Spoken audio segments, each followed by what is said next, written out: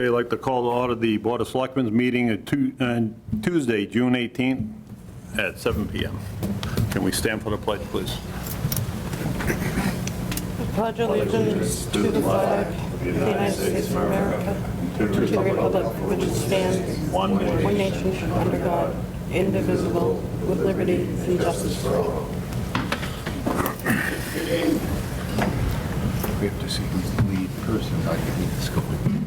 Yeah, no, you're always waiting to Yeah, see, like but somebody else, she yeah. usually trips up first, and then she starts it. Nothing.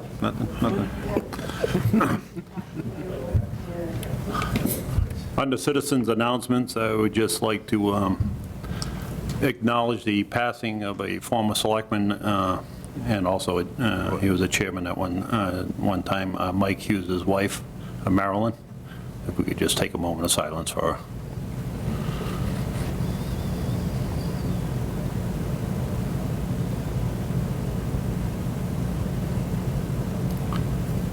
Okay, thank you, everybody. Anybody here under Citizens Forum? Seeing as none. First thing we have, item number 5, is Board of Selectmen's goals. I don't know if We're not doing 3? did I skip 3? Yeah. Hey, must be the glasses. Made everybody in the audience nervous. They have to stay longer. Glad to pay attention, Hal, you woke me up.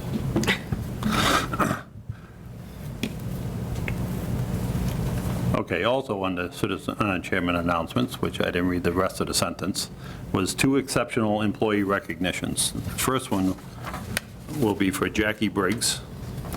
I have 2 memos for this. One is from Ken Frazier, the building commissioner. It says, "Dear Board of Selectmen, whether at the counter or on the phone, Jackie always greets you with a pleasant smile and a comment on how may I help you.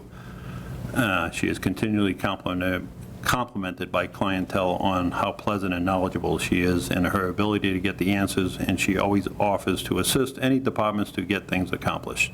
Jackie Briggs is a great attribute to the building department and deserves the acknowledgement of an exceptional employee." The second memo is from a coworker in the same office, from Jennifer Kutcher, is, "Dear Board of Selectmen, if you enter the building department, you are greeted with a warm smile and immediately, how can I help you? When you call the building department, you are greeted with an exceptional service and attention to detail. Jackie Briggs does her job as principal clerk to the building department with quality and perseverance. There is a lot of turmoil that happens in the building department, but she is there every day with a smile and helpful attitude. Jackie goes above and beyond as she assists all department heads in need. She works hard and deserves all the acknowledgement of the exceptional employee." Jackie here tonight? She is. Yep. So I want to. You want to come up, Jackie? Thank you, Jackie. Thank you. So, Mr. Chairman, if I may, Yes. we acknowledge our employees for exceptional service, and Jackie has really stepped up while the building commissioner has been out on leave for a prolonged period, and we have not missed a beat in that department. During COVID, the building was closed for a prolonged period of time, and yet all of our building permits and inspections and things were processed in a timely manner. So really, when it comes to the efficiency and effectiveness of our building department, Jackie's exceptional service has had a lot to do with why the team works so well. And I want to acknowledge the fact that she is a research scientist by training and never puts on airs, never makes anybody feel uncomfortable, makes people feel welcome and helps them out. So I really appreciate that, because I put on airs when I have a chance. I think you're a bigger person. That's great. Well, yeah, the accent does help.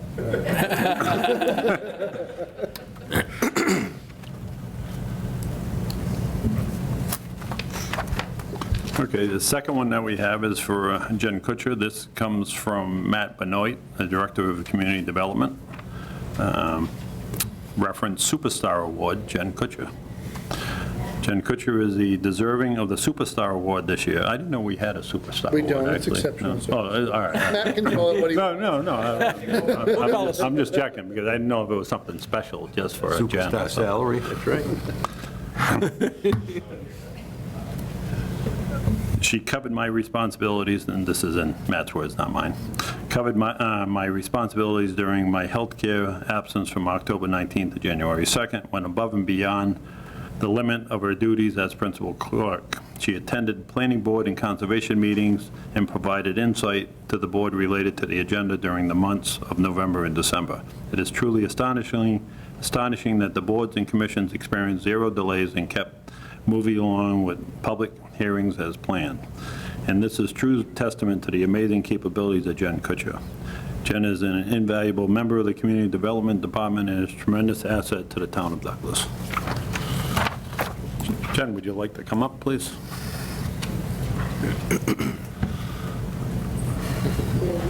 Thank you. Thank you. Just an acknowledgement, both of these employees, I get, because I'm involved in the zoning board, I get to work with them on a pretty consistent basis, and I agree with the comments that have come from their peers and supervisors.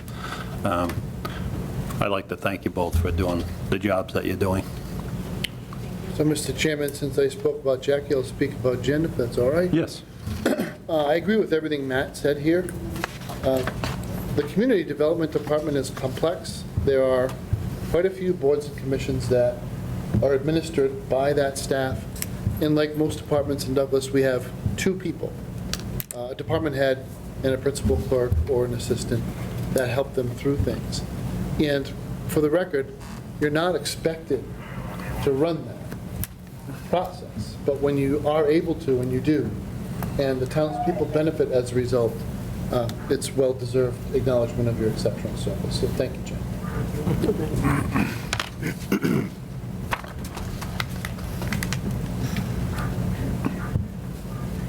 I might as well ask both the supervisors if you have anything else you want to add to that before we skip on to the next agenda item. Don't feel obligated, I'm just giving you the courtesy to, I think it's been pretty well spoken for Yep. their abilities of what they do for the departments. They keep them going. They're exceptional employees, there's no doubt about it. yeah. I agree. Just taking on kind of our role as conservation agent in the absence of Steve Sisk as well, taking on the administrative role of that also. So our services are invaluable as commissioner. Thank Really you. exceptional. Yep, thank you. Okay, now I can go to the citizens forum. Is anybody here that has anything from the citizens forum? Seeing as none, we're going to move on to the next one, which is the Board of Selectmen's goals, which I tried to skip over to, and everybody caught me. This is something that the chairman put on, and by the way, he asked that I mention that he's away on business, he's not on the beach. So everybody's my witness that I did acknowledge that. This is something that he put on, I'm unsure why he wanted it on there. I don't know if any of the other members have any input on this. Otherwise, I've already asked Jen to put it on to the next agenda, so we address it. Yeah, there's no urgency to. Yeah, you good with that? It's Lisa. Excuse me? Lisa. Oh, I said Jen? I was just thinking of the nice sister. Okay, all right. I'll pay for that. Yeah, you will. Yeah, yeah. You got the red pen on. All right, so we passed over that. So we have a one-day entertainment license for Picnic at the Park, Martin Road. Is there anybody here on that? I don't think Rhonda No, is probably not. here. This is something that they've been doing for the last couple of years, is it? This will be the second year. Second year? Okay. Does anybody have any questions or comments on that? Seeing as none, I would entertain a motion So moved. to approve the entertainment license for the Picnic in the Park on Martin Road. I move the motion. Yeah. Motion's been made and seconded. Any further discussion? Seeing as none, all in favor? Aye. Aye.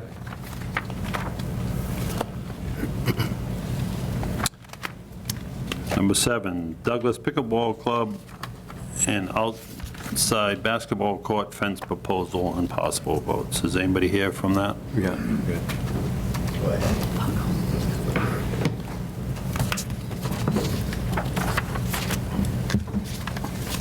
Blue. Hi, Pam Schwartz, 343 Southeast Main Street. I've got some plans to share with you, so we'll pass these around. We'd each take... Are these the same, is this the same? Oh, yes. Yep. I Yep, didn't we realize have you them. had gotten Yep. them. That's even better. All right. Donna Gear apologizes. She was going to be here herself this evening, but last-minute circumstances prevented her from coming. Jim Ducharme and I are here. We're members of the management team as well. We've gone to Recreation Commission with this proposal already, and they said, go ahead with it, you know, we'd be raising the funds to put this fencing in. And as you can see from the outline of the diagram, in the back, we have existing 4-foot fencing with 6-foot netting that we added to keep the balls from flying down into the to the river and down that steep embankment. The issue becomes the front of the basketball court and around the corners, this 105-foot stretch and 20 feet up the sides, because as we play, a lot of the errant balls go into the driveway, down to the police station, down to the police parking lot, and there's a lot of running after them. So we... Part of the exercise. We're getting our steps in pretty well.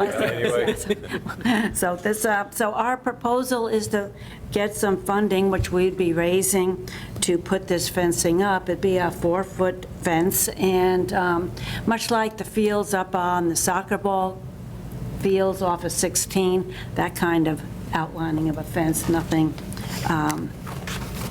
that isn't attractive looking. It'd be a nice, neat job. We'd have it professionally installed.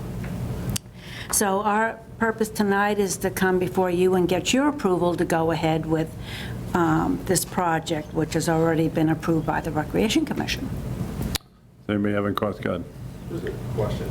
On the court lines, are you guys going to use the same color as the basketball court lines or a different color? Our lines are on there. They're already on Different. there. Yeah, You're just the gonna- lines are you're done. We're just just for the looking to put fence. the fencing up. Okay. We got the lines done last year. Cool. Yeah. It's just keeping those balls. Yeah, no, I've seen Yeah. sometimes Oh, yes. even across the parking lot. Yeah, Sure. so, that's good. Any questions? Sounds like a good project. Ross? I'm just going over with the little notes on the side, where they're going to install it on the grass section of the lot there. That's pretty much the only thing I had, because just the way the sketch was made, that's all. That's, I just have 2 questions for you. First one, are you thinking of like a black vinyl chain link fence? We are in the process of getting several quotes now for fencing. We haven't gotten all of that together, but we do want it to make it look kind of attractive. So if black vinyl is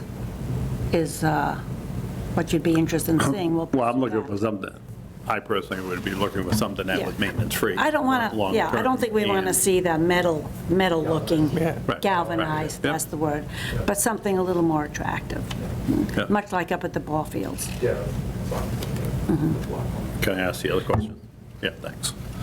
The other thing is you have 10 feet in the back and you're proposing 4 in the front. If you needed 10 in the back, and I'm not looking for a 10-foot fence in the front, I'm just asking you the Oh, question, no, right? that was So- just in the back, so we Right. could keep the balls from going down the embankment. So the better hitting players face the woods? We can't say that. That's discrimination. But, Just a consideration, if you're going to go through all this expense and put it up, you may want to consider a 6-foot fence to give you a little more height. That's just a suggestion. I think what she's proposing is a 4-foot fence with a 6-foot netting. well, no, No, the no, 4-foot she's and the not. 6-foot are in the back, just to keep the balls from going down that embankment. That 6-foot netting is already there. We really don't have a lot of fly balls going out. Okay. So 6-foot might be a little much, would you say? No, that's fine. Yeah, 4-foot is what we're it thinking. looks like It's just an observation, that's Yeah. all. there might be more distance between the parking lot and the edge of the court than there is on the other Yep. side. So maybe a shorter fence is Right. suffice. Right. Yeah, we don't need the high fencing up front. And maybe we can find out from the town who they got their fencing material from and who installed it and pursue that as well. Yeah, I'm just speaking for myself. I'm not opposed to the fence. My only concern is just to make sure that we confirm what type of fence is going in there, because if you just approve fence, it could be a chain link fence, it could be a stockade fence, so. Perhaps let Well- the town administrator review the final designation to make sure. Well, or we let them leave as what our feelings are. If everybody agrees that it's a stockade fence, then it's a I think stockade we'd be- fence. Everybody agrees it's a chain link fence, then that's what we probably should head towards. Chain link's going to. Just to give them some, a definitive answer so they can leave here comfortably instead of going back and forth. We will certainly notify the office of what we're planning to go forward with and get a final recognition from the office on that. So what's the consensus of the board? Do we want a black vinyl chain link fence in I there? like the idea of the black vinyl chain link. It's Okay. All I'm trying to do is help her with some direction so Thank it's you. not running around, that's all. Got it. Any other questions for me? I don't have anything else. If anybody have anything else for her? Mr. Chairman? Yes. Not so much questions, but guidance. This always comes up with public property, and I have a duty. Sometimes you have to tell people about policies that you may not agree with. That's not my role. My role is to make sure that state law is complied with. There are two things that are important. One is any contractor constructing anything, including a fence, even though it's not a structure, doesn't have a roof. The Commonwealth has a very loosey-goosey definition of what construction services is and includes a fence. So prevailing wage does have to be paid to the crew. And there is a process where I would go to the state website, get the prevailing wage for the, classes of work that are being performed, and I would supply that to the contractor. They'd give us certified payroll at the end, that they complied with the law, and it's really that simple. Lisa and I do this all the time. The other thing is that any contractor working on town property does have to have their general liability insurance in place to protect themselves, residents who may walk around the site before it's finished, et cetera, et cetera. It's never a problem until it is. So you knock on wood, you know it's almost never going to be an issue, but it does need to be there to protect the town. Other than those two things, I don't think you're going to post or procure enough value here to require anything other than good sound, so it's called sound business practices, to determine who you pick to do the work. Okay, But it's not that much. So, got it. If we have any questions, we'll come see you. all right. Okay. Good idea. Question for the town administrator, you brought it up. Where it is town property and this is a private group that's basically donating to the town, does it have to go through your office for procurement? Yep. So you would have to work with Mr. Wojcik and, Right. So at the end of the day, the reason why that's true of public building and public works projects is that you are basically providing the town of Douglas with a leasehold improvement, even though you don't have a lease. It's almost as if you're in an apartment, you do some fancy woodwork, you can't pull it out when your lease is up. It's there forever. This fence will be part of the town's asset base, and we'll be on the hook to maintain it when your group decides not to. So for that reason, we use standard procurement laws. And,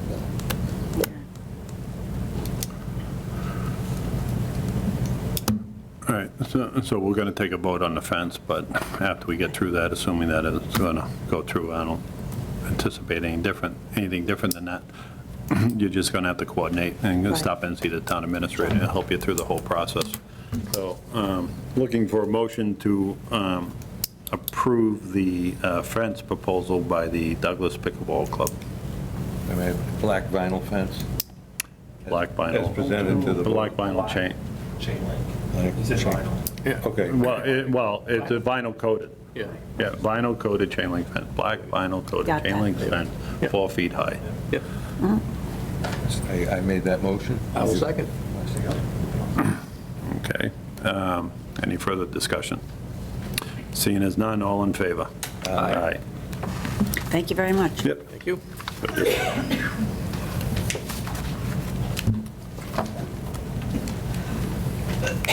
Okay, number 8, the next thing we have up is a discussion with the Douglas Common Preservation Society. Before we get into that, Hal, are you going to recuse yourself on that? I'm going to, I have, tell the meeting that I briefly served as a director of the society, and I resigned once I was elected as Board of Selectmen, and I haven't actually attended any board meetings after I've been selectman. So I did file a disclosure of appearance of conflict of interest, but I do feel I can be an unbiased participant in the discussion. I did speak to the Ethics Commission, and I said as long as I had filed this and I felt in good conscience that I could discuss the issue before the board, that I could go ahead. So that's my disclosure form there. Yep. The only thing that I'm going to add to that before you totally decide not to recuse yourself is you're still listed on the state website as a registered agent and on the board of directors. Yeah, that was for the filing to incorporate. Like, you're still listed on there, so it's a legal document. So it's an entity, Well, and you're listed with I had no the state. yeah. The director is the policy-making board, and I resigned for that. If you would like, I would subsequently be happy to resign as agent to receive any service, but It's not what my desire is, it's what I looked up on because they're right here, you got, I printed them out because I checked them at the end of today to find out if you're still legally part of that corporation, and you are under Secretary of State. So you can file this locally. I did that. But you need to amend your filing with the state, right? So, I'll be happy to do that, well, but I intend to participate this evening. you can participate, yeah. It's not my job to stop you, it's just my job to bring it up in front of you and make sure that that's what you want to do. Okay, so we're past that. We're still having the discussion on the Douglas Common Preservation Society. Anybody here that would like to come up? What's that? I invite them up, yeah. Well, that's what I was just doing. Yeah. Hell, allow me to run the meeting, please. I'm not arguing. No, allow me to do my job. Good evening. Betty Ann McCollum, 85 Southwest Main Street, Yeah. Hello. and this is Lynn Pereski. Yes, 76 Northwest Main Street.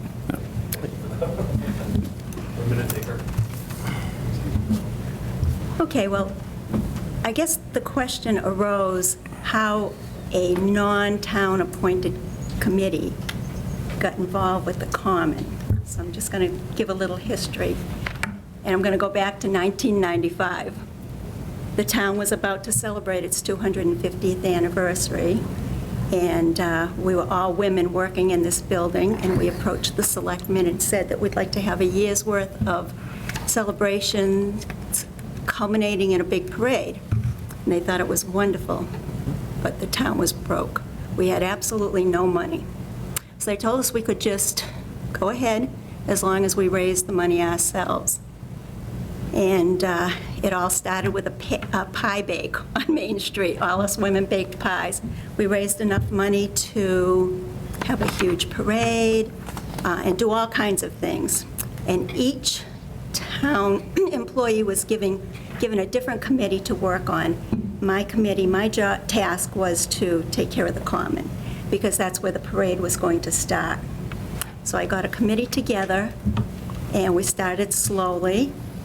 And over the years, when we first started, it was a monument, 2 broken down cannons, and weeds, literally. It got mowed for Memorial Day, and sometimes, once in the summer, if the First Church had the Fiddlers or a Strawberry Shortcake Festival. That was it. We put in a lawn, we built the gazebo, we put in all the flowers on the hillside, we put in benches, and we put in the lamp posts at absolutely not 1 cent of taxpayers' money. It was all volunteer and donations and fundraisers. And at that time, I was town clerk, so I used to schedule the use of the common.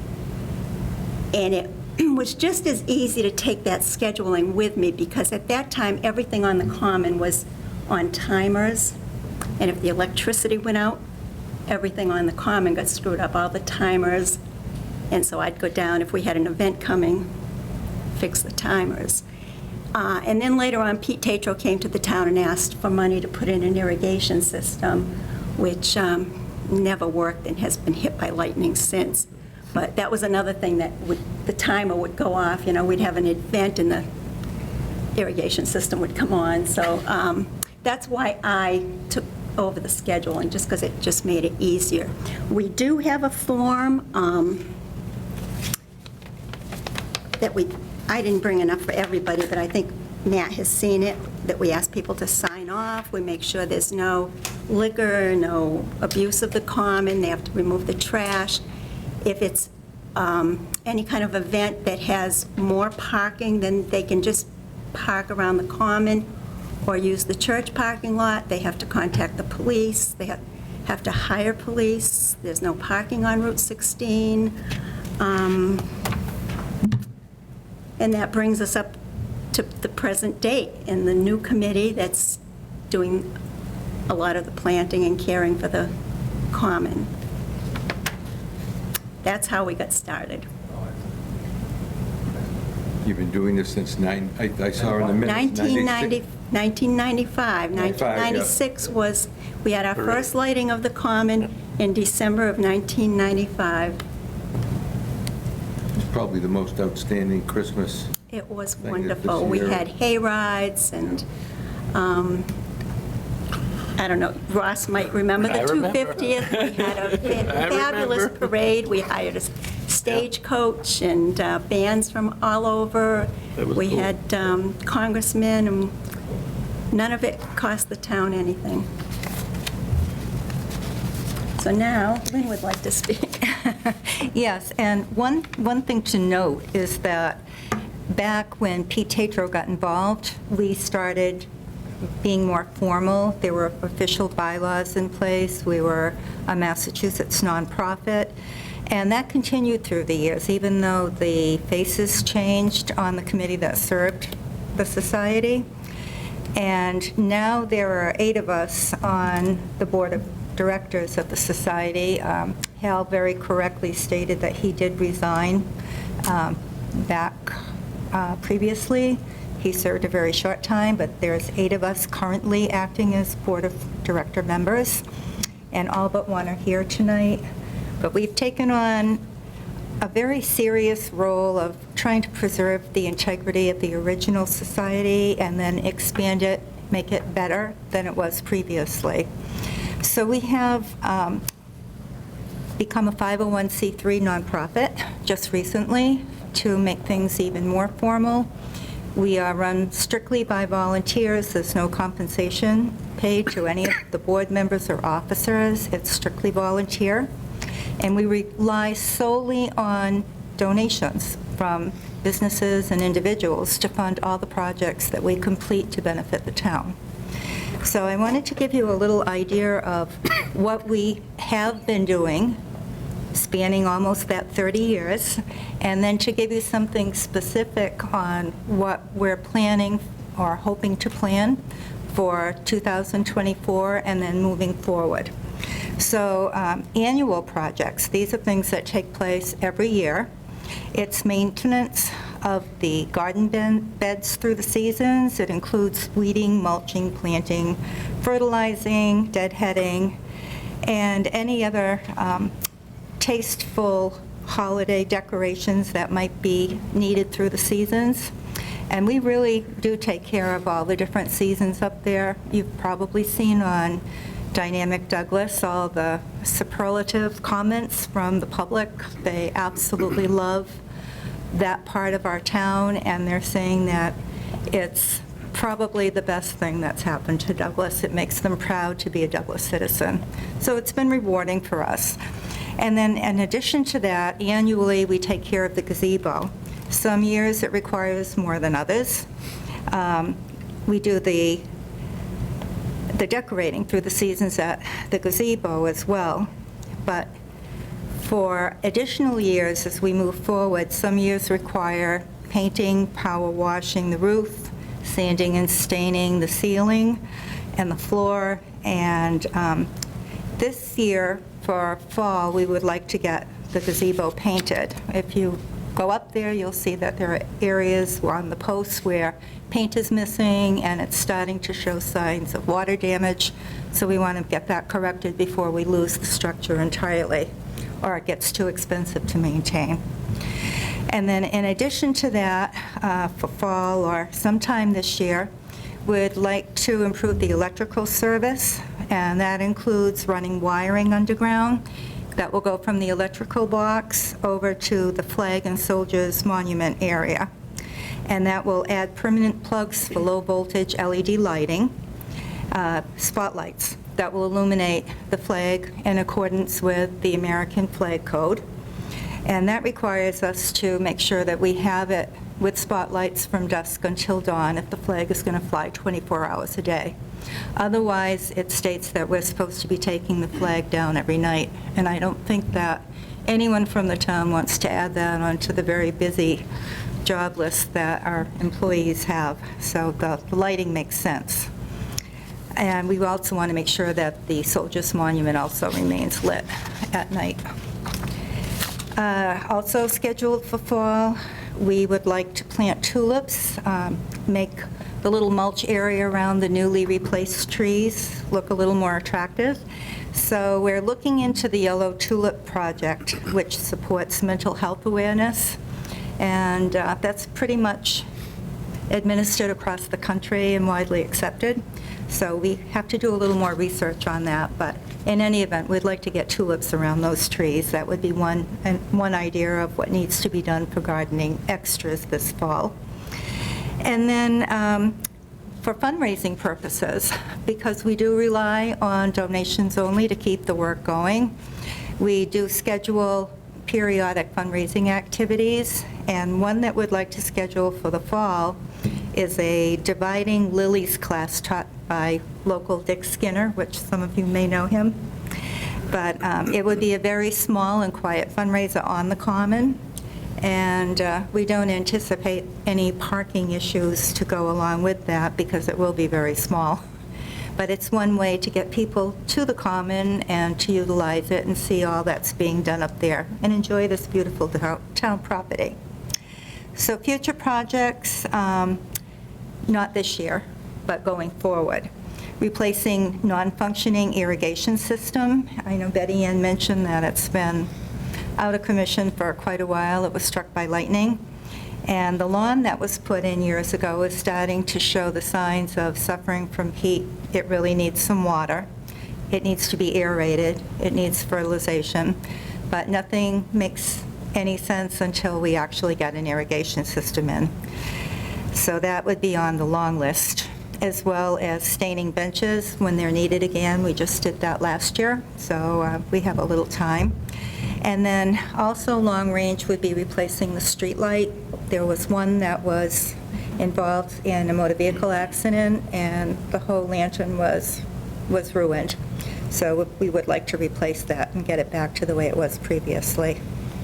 So all of these different activities and projects are very much in line with what we have been doing since 1997 when we had the agreement with the town. There really is not much of a change. It's just making sure things are up to date and maintained. And that's all I have. Does anybody have any questions? You've selected somebody to do the electrical work?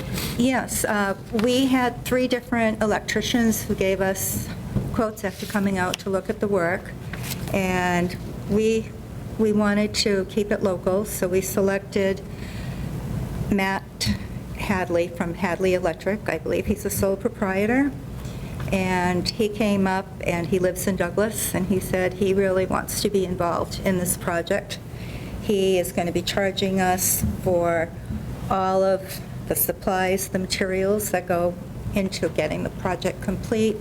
His quote was for just over $1,600, and he's donating all of his time to do the work. He has liability insurance, too. He's fully licensed and insured. As the town administrator just talked to the pickleball club, it's under the same. Pardon? It's under the same classification, that a procurement for any work, even if it's volunteer, would still have to go through the administrator. Except in this case, their quotes are so far below $10,000 that they actually went above and beyond getting 3 quotes. Okay. So below $10,000, it's pretty much sound business judgment. Do a little bit of research on who's going to do the work. The sole proprietorship is exempt from prevailing wage. So a sole proprietor can donate their time because it's their profit and loss to deal with as a sole proprietor, so a good choice. I think in terms of just having better or good communication, if we were to schedule almost like an annual meeting with the society in springtime, where you could review your plans for the coming year, the select board were to approve those plans, then my office is here to facilitate whatever you Great. do. The current status of this is we have about $500 that we put into a budget that number was arrived at as water service. I don't know that you've ever been charged We anything have- other than the turn-on fee. It was for water and mowing. Water and mowing. The electricity for the common is actually paid out of the selectmen's budget. And it's fine there, as long as we keep it separate and we're tracking it, we know what goes on. Decorative lighting is, wow, expensive. And I only say this because I did all that Main Street stuff in Woonsocket, whenever we were trying to do all those historic lights from period. You might get lucky, and you might have a standard issue that is continuing to be manufactured by that manufacturer, and you just get another piece that matches. You might find yourself disappointed. It may not be made anymore, and you might have to replace the whole string. That's probably happened to on our one- street light. It's not manufactured anymore, our lamp post, so. So that might be a little bit more to Yes. discuss in terms of procurement and support from the town. But of what you said, that's the only thing that jumped out at me as something to write down.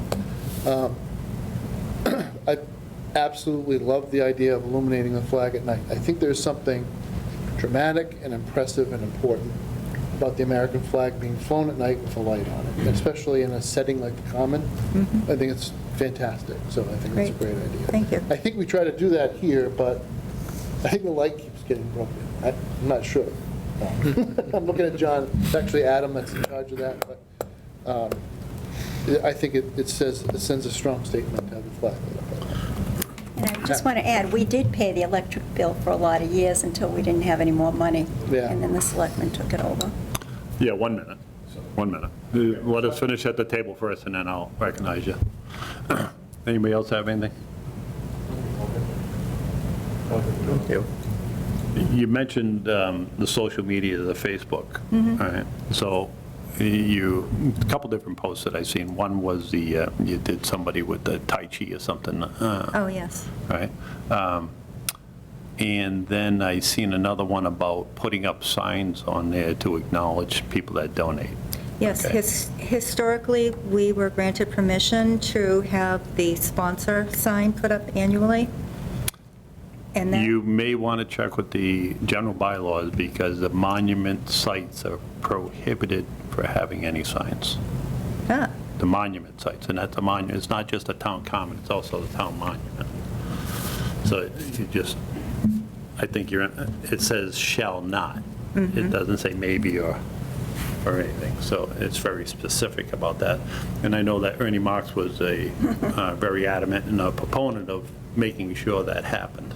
and I would like to respect his wishes on that.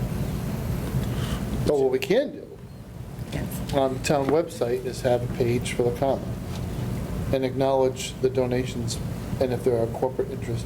It's not, we wouldn't accept an actual advertisement, but we would acknowledge with the logo. That would of be a company. really helpful. And we can put that on a town Facebook presence as well. That would be great, because it's really the only way to let the public know, that especially the businesses who have been so helpful. Unibank has been a major sponsor, and we have the other, Webster Credit Union also has been a sponsor, and then a lot of local businesses in this first half of the year. So We can have- replace the sign with something actually that might even reach more people. that would be wonderful. Electronic business. That would be wonderful. It's similar to what we did with the soccer field too, when we did the field, and we did banners and stuff like that, but there was no monument there, but we put on the website as well as, I know we made a mistake when the first committee started doing this, and we put up, we rewarded one of the big sponsors who donated all the mulch, and said, oh, you can put your little sign at the two corners, not knowing that that was prohibited. But we learned. But we had been told the other one was okay, so we were moving forward with that. So I have to at least acknowledge it. So my comments aren't to be difficult with you, but these things that have to be addressed, right? So I appreciate it, and so does a lot of other residents in town appreciate all the efforts that are going in up there. Thank you. But there are rules that we have to play by, so. Sure.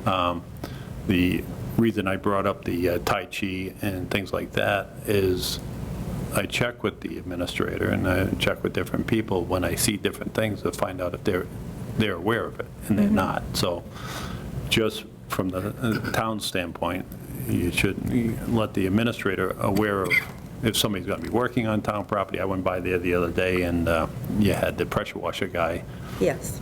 2 people in the bucket, elevated about 20 feet off the ground, nobody's got a harness on. I'm in construction, so I'm very, very much aware of what the rules are. And I asked, are we liable for that? Only if we're aware of it.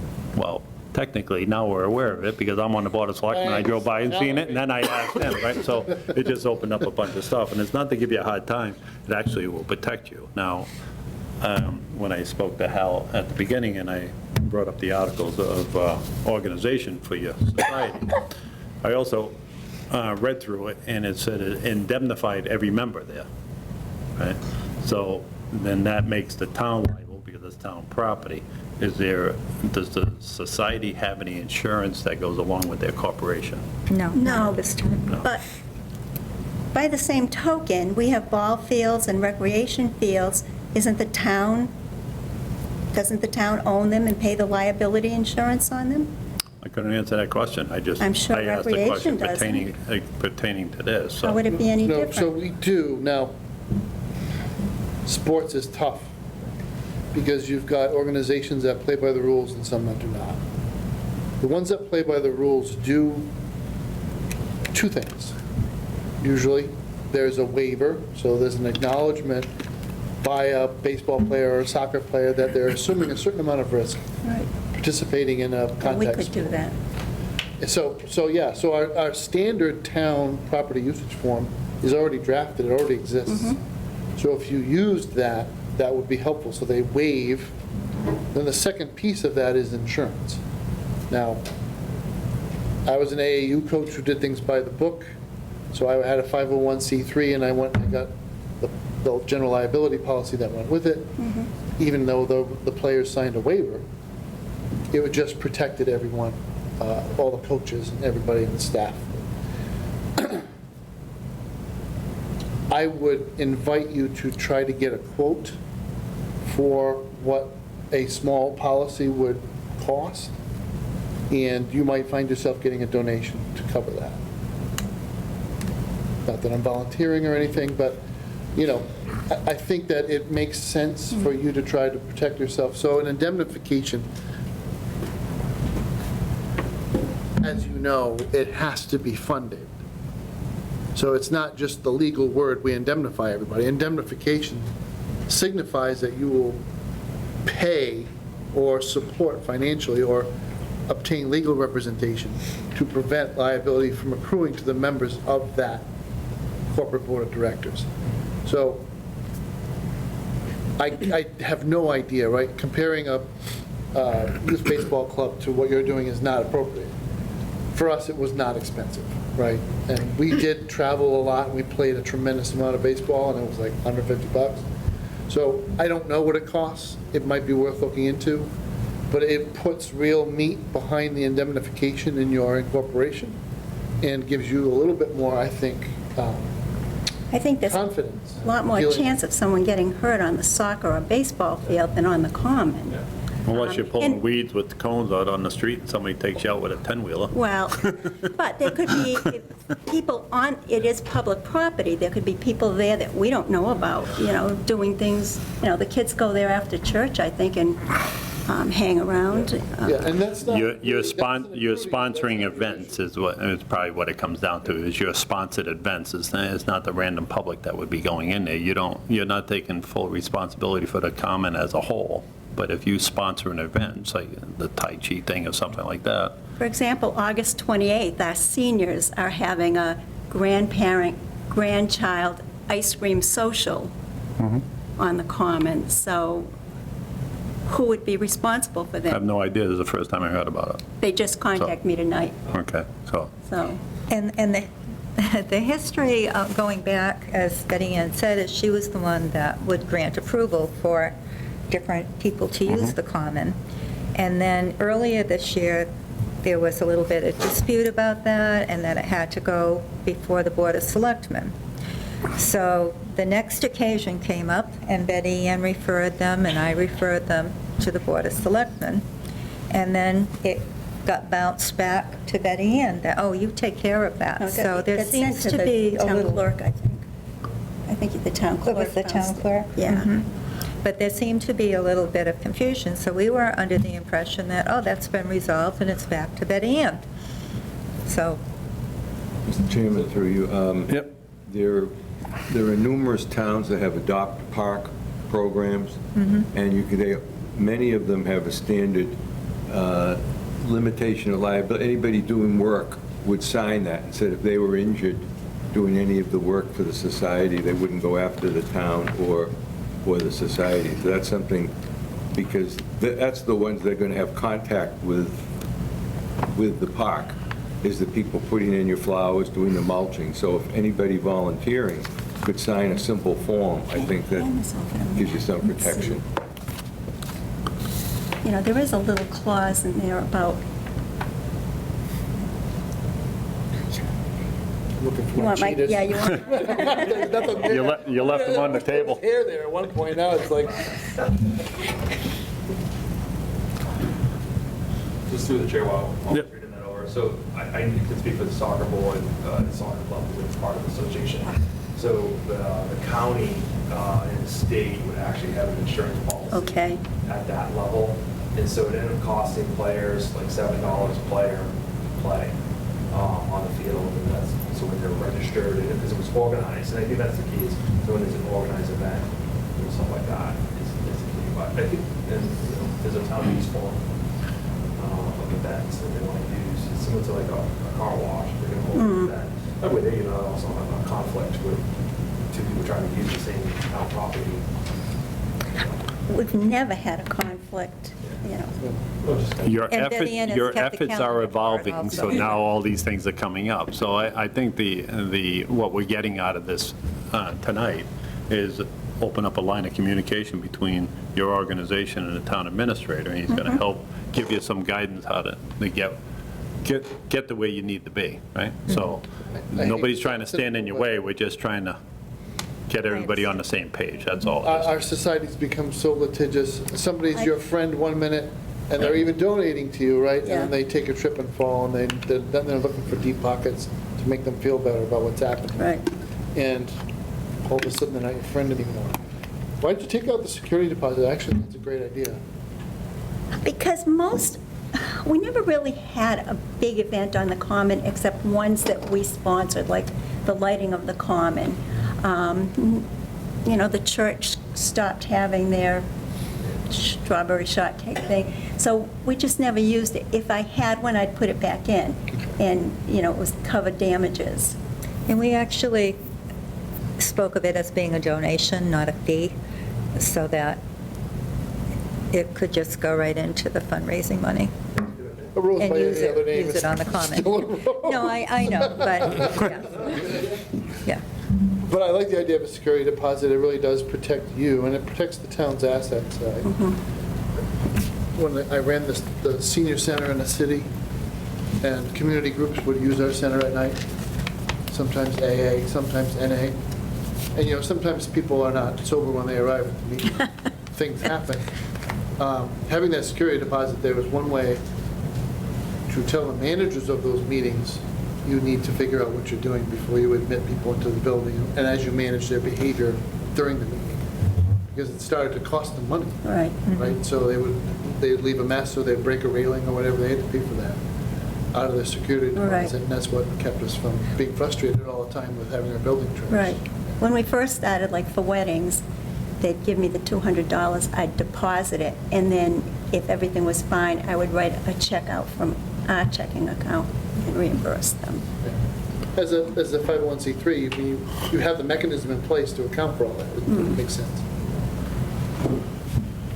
So you're looking to, at some point, to get approval on the electrical work, so you can get started on that? Yes, we would like to get started on that, Seems to be a since sense it's that you should be, in doing that, work with the town administrator.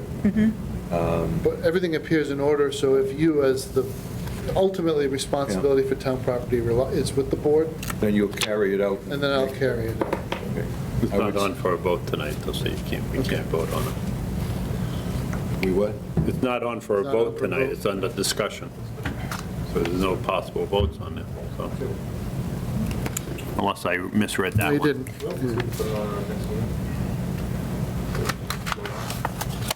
Yeah, we can put it on to the next agenda, Lisa, Yeah. but in the meantime, if you could meet with the town administrator and try to hash out some of the obstacles that We'll you do have. all the backup Yes. for the next I think agenda. that'll help you a lot, but before we Okay. do that, I want to acknowledge that gentleman. I asked him to wait until we're done chatting. I don't know if I'm a gentleman, but just the work will be with that lady right there. Yeah. So I've been a CPA for 20 years. Just your name and address for the minute. 76 Northwest Main Street. Yeah. I'm the guy filing 501c for them, tax for them. I think they've come here tonight because they want to work closely with the town. They've got a lot of things in the works that they want to accomplish. They're kind of learning through the process with you guys of what they can do and what they can't do.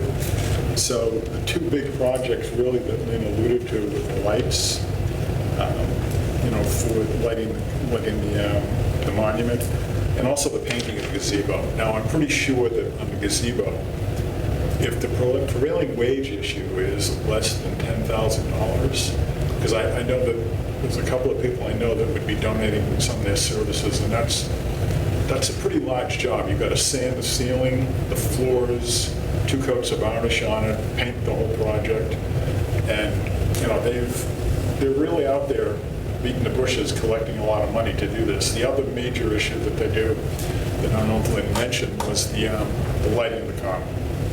So right now, we've got a contractor by the name of Clear Factor, Brian Machinsky, who does an amazing job. And, the amount that he doesn't charge us is unbelievable. But he's going to be up there with forklift trucks to do that again this year. And I like the idea of the insurance a lot. I think that, they should at least entertain that. I think that would be really good. But what they don't want to do is they just don't want to have work being done up there and then, boards seeing that and saying, wait a minute, what are they doing? They're kind of, on their own, we got to get this approved. So you got to work together so that you can guide each other on this. I think what they're doing is awesome. Common's never looked as good as it has. I agree. Nobody's disputing that, and that's all that this conversation was about tonight, is just get everybody working together on the same page. Everybody sitting at this table has a responsibility to the town of Douglas to do things the proper way, right? So that's all it is. It's nothing difficult. Sometimes it's conversations you don't want to have, but you have to have them.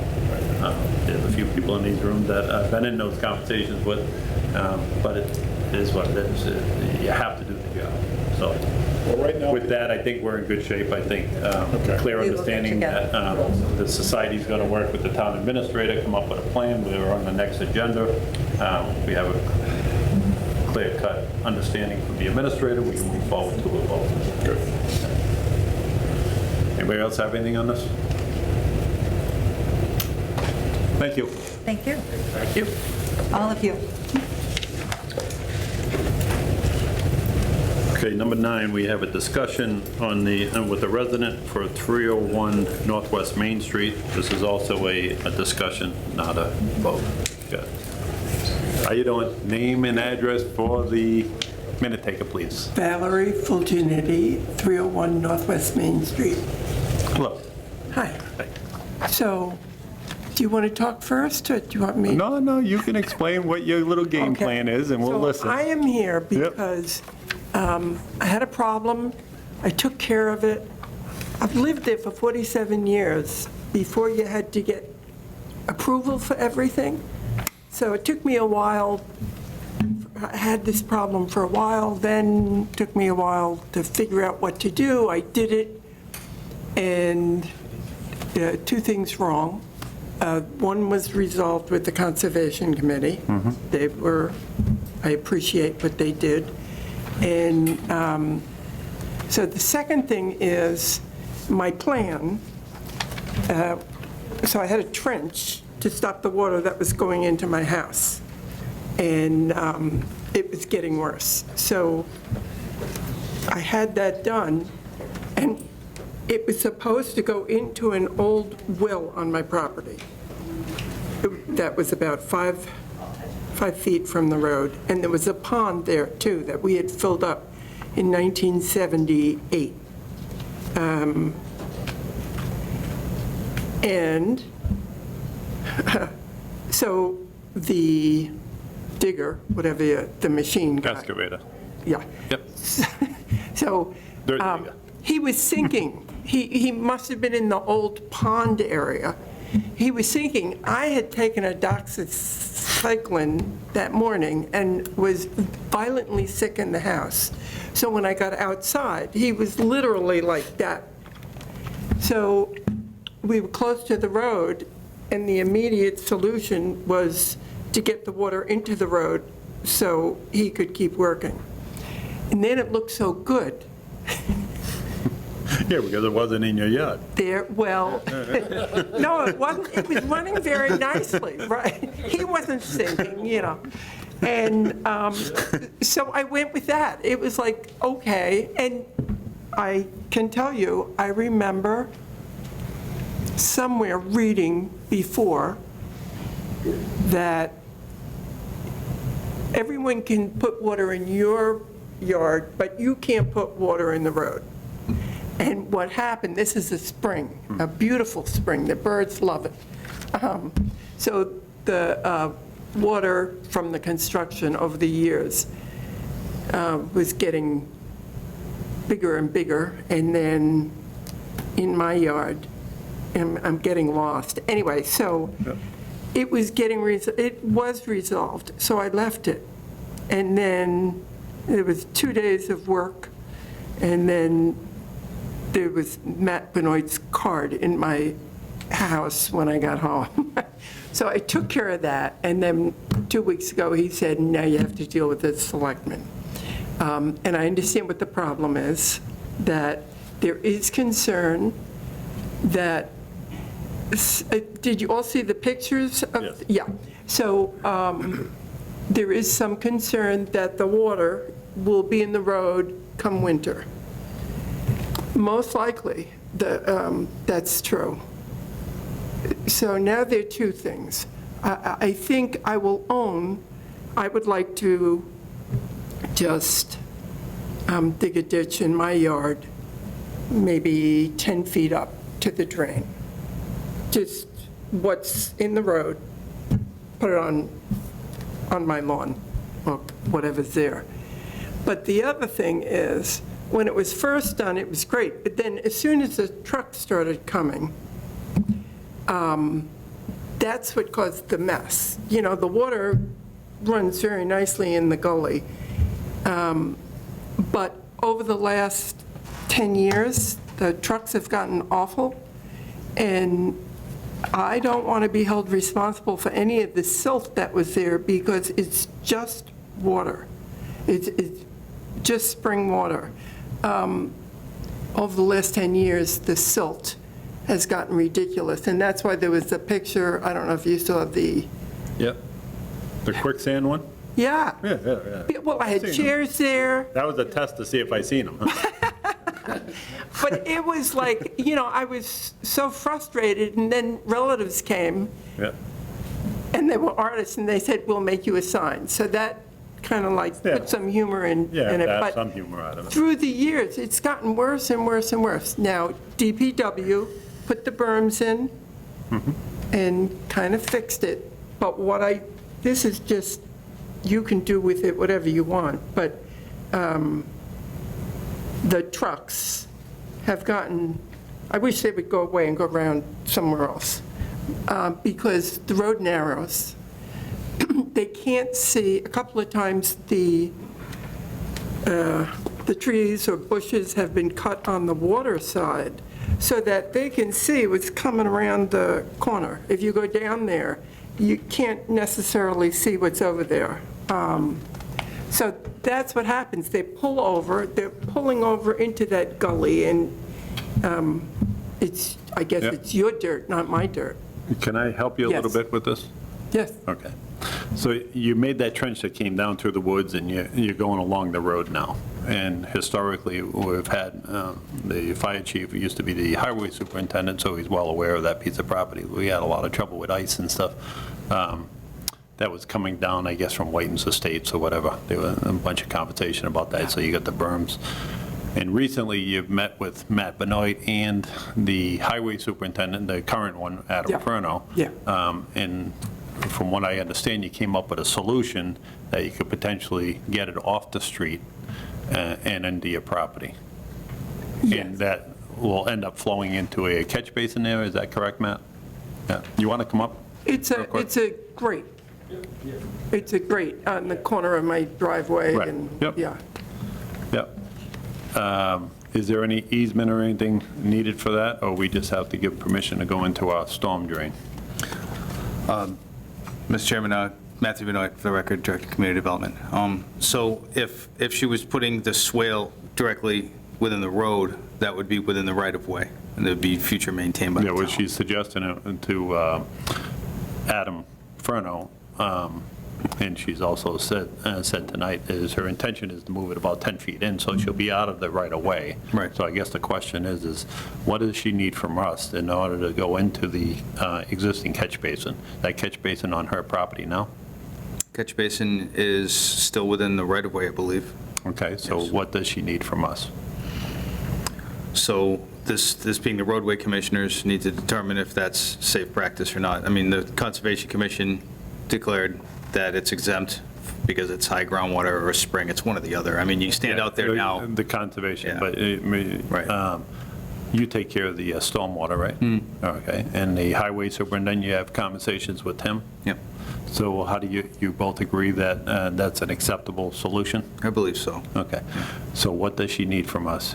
There wouldn't need to be an easement, I mean, unless the town was going to maintain it. If it's going to be her maintenance moving forward in the swale that's on her property, that's hers to maintain. As long as there's not a direct connection to it, so it's just gonna run along the top of the ground and catch into that catch basin? Sure. Or an overflow. What's that?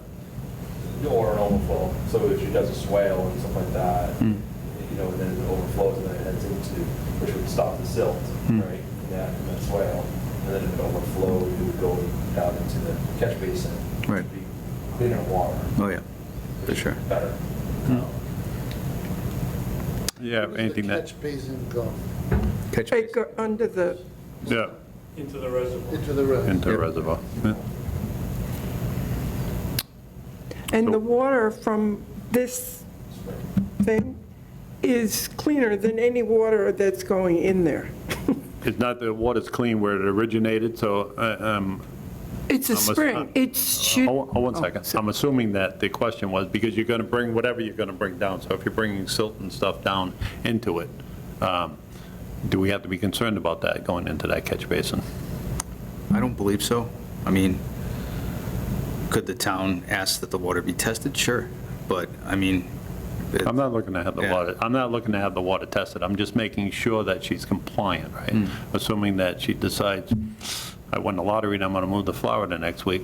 The next person that comes in, we don't want to be going around in circles with, so we want to just make sure that we clarify what is needed and we make the proper decision. So our concern, when we capture water into our stormwater management system and send it onto someone else's property, the person receiving the water is okay with that. That's what matters. Right. So Douglas has settled a very large settlement over a similar issue, where water was captured on the side of a street, brought to private property, outfall onto private property. The private property owner didn't want it. Right. It sued the town, and the town eventually settled, and it was a large amount of money. So in this case, is it going only, is there anybody's property, or is the outfall directly into the water? It's in the water. Is it under the, is Under that the crazy water. under the water? So- 15-inch galvanized steel. I think that if you're asking what we would need at this point, it would be for the Whiten Reservoir Watershed Management District to acknowledge that some of this clear water is flowing into their lake, and that they're fine with that. And I think at that point, Yep. then we're- you're only granting permission for that water to traverse your stormwater management system, which you could do. Right. It's already been doing that. I just collected it. Yeah. It was going in, And oh, therein lies the secret of the realm. Yeah. By collecting it, you are exercising control over it. oh, gee. And you identified it. So, You're not Would in it be- bad shape. I don't know that the reservoir people would worry about getting more water, And cleaner clean water. water into their is lake. is that something we would It's a have, formality, but it helps protect the town from anybody getting wise later on. is that something we would have Mr. Benoit reach out to them, or is that something that she needs to do? I don't know that it really matters exactly. Well, it might be easier Are for... you a member of the district? You pay taxes? No. You don't? No. Okay. Maybe we could handle it here. Yeah, Can reach yeah. out. Sure. I I would think it would be appreciate different that. if you were a member of the district, but if you're Right, not, no. then I... So I think we should just put this on to the next meeting. In the Yeah. meantime, maybe you can reach out to the watershed district. Sure. Or whoever it is that you have to reach out to. Sure. So for me, I should not dig, or I should I wouldn't do dig? anything until we resolve what the plan is. Right? You've done enough digging. You can keep your quicksand. If you charge for it, we might want a royalty. No. Yeah, my daughter told me I should sell it. because it's, We'll get through this. It's just, again, formalities to go through to make sure that Okay. we don't have anybody that gets upset about our decisions, so. Anybody else have anything for Valerie? I couldn't pronounce your last name, so I used you first. It is, okay. I prefer the first. So, I'm not going to dig yet, and then I'm waiting for you to talk to them. Mr. So Benoit's they're going to talk okay. to them, and then he Good. will reach out to you. Okay, Yeah. okay. Yeah. Right now, it's not a huge problem because it's summertime. If it was wintertime, Right. it would be a much more urgent concern. I want, well, you know, it's spring water, Yeah. and it's not, Yeah. the silt on the road is not from, yeah, Don't worry, he's a good salesman. I know. He helped me already. Yeah. So July 2nd meeting. Yes, agenda. please. So I should come back to that? Mr. Benoit will reach out to Let you me ahead of know. time. Good. Yep. I'll provide feedback from the Whiten Res Watershed District, but I'm unavailable for the July 2nd meeting. I'll provide a report. Yeah, This board. no, that's fine. If you can just help get her to the finish line, that'd be Sure. good. Absolutely. Thank you. Thank you. Very good, thank you. Thank you. Chapter 61A, 34 Hemlock Street, possible votes in our packet. The hopefully the town administrator will be able to answer some of the question that I'm going to have on this, is everybody's passed over this except for open space. In open space, I was looking for my little piece of paper. I don't know what I did with it. Oh, there it is. So, Open Space Committee meeting today voted to unanimously voted not to pass over the right to first refusal and to seek out an appraisal on the property before making a decision. So I had reached out to one of the members to understand what they were even talking about. And all they wanted to do was they wanted to understand what the value of it was before they passed over it. Appraisal, who pays for that? Where's that money come from? If the town is looking to exercise its right, the town pays for an appraisal.